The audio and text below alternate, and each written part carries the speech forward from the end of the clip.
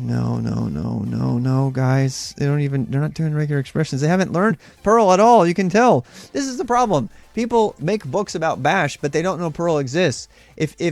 Or other stuff. It's like if they had those books to inform their positions on these other things, rather than just saying, just use this one thing. You know what I'm saying? It's like the more tools you know, so take a note.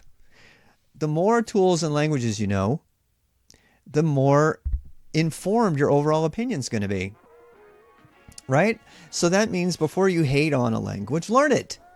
Learn the language before you hate on it. And that goes for me. That's why I can hate on Python so much. I learned and taught it for 10 years. So, and used it in production environments. You cannot hate on things you haven't tasted.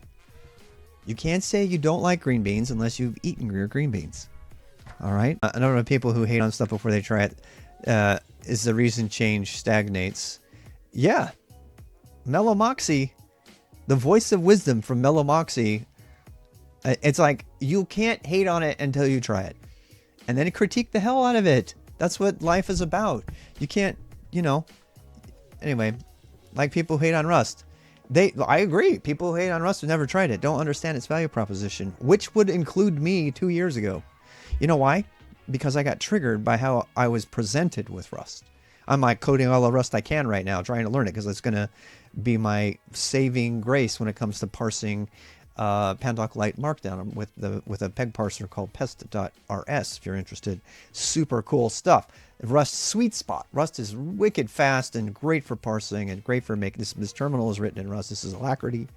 So, but when Rust was presented to me, it was like, oh, Rust is so much better than Golang. And I was like, no, it's not. It's got a much denser syntax. It's not for beginners. It's not made for developer productivity. It's made for other things. And they kept saying, no, it's so much better. It's so much better than Go.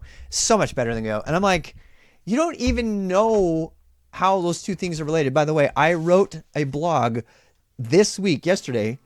We'll go through this at the end.